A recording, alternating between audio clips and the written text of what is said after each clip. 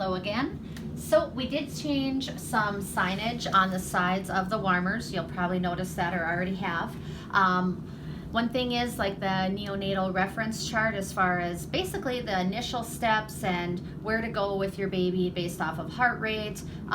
This was just made bigger, so it's the exact same one that you had on there, but the one that was on there was a little small, and in a heat of the moment type scenario, you would really have a hard time reading it. So made it a little bigger, a little more pleasing to the eye, hopefully, so you can follow through that, but it's the exact same as before.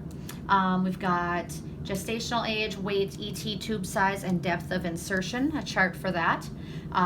Who could go without Mr. SOPA? So we've got the instructions for that, just kind of a refresher.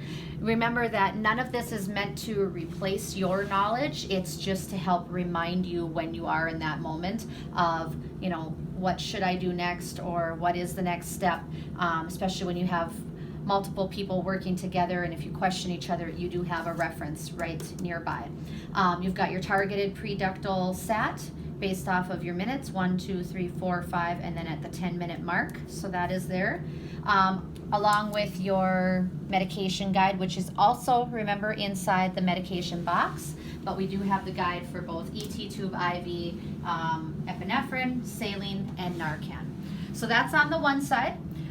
Going to the front, we've got the APGAR scoring system, which is not crucial in your initial NRP type steps or whatever, but it is something that you'll do on every baby, at least once you've got them settled and you're able to actually chart. So you'll have your APGAR reminder here. Once again, another preductal SAT after birth, so you can see that no matter what side you're on there. And then your tube sizes as well, and based off of gestational age, weight, and then you're going to have your depth of insertion. Okay, along with all your other gauges, manometers, and reminders of like your suction pressure, what you're going to set your PEEP to, and your PIP, if you're using NeoPuff as well. Okay, so over to the other side. So if you're working as a team, both sides should get to see the same kind of things. So once again, we have our reference chart, we have our tube size and insertion, Mr. SOPA, preductal SATs, and then our medications as well. You'll also note that on each of the warmers, we do have our clipboard with our charting. Okay, on the hallway warmer, the clipboard is actually located on a hook on the back of the warmer. Okay, on this one in the nursery, it's kind of got, this is actually meant for an x-ray board, so if you're going to do an x-ray, you'd have to take this out, but this is right here at the ready if you do need to start doing some charting on a baby who's maybe not doing as well as you would like. On this documentation sheet, which you'll get a little more instruction on, or you'll get to see a little closer other than just in this video, it has some information about the baby's appearance, any extra notes, and then kind of what your steps were. Did you go to PPV? Did you have to do CPAP? Did you start compressions?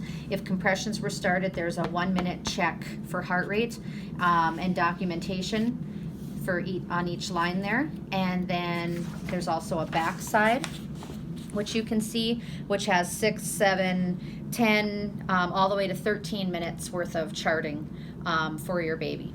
If you should require an extra page, or if there's, you know, extra documentation that is needed, there are some blank pages in the back. There's also a reminder on your medication dosages in the back.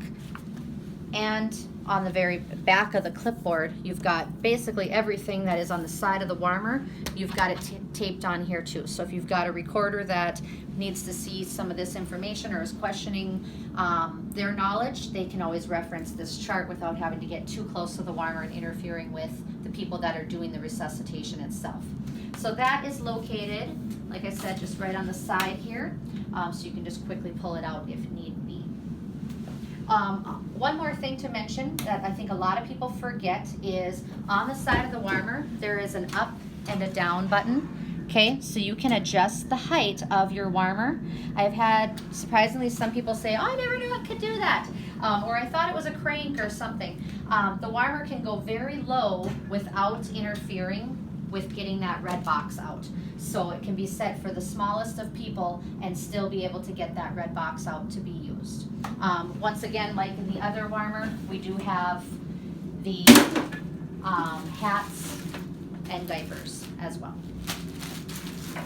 And one more thing to note, I keep saying one more thing, so the video keeps getting longer, but one more thing to note, it's a work in progress, and not like it has to stay this exact same forever, but if you do notice something that maybe you would like an extra item in there or more of, definitely bring it to Lisa. Don't just add it to the list, because we do need to stay accountable for what's on that checklist and the numbers, the quantities that are on there.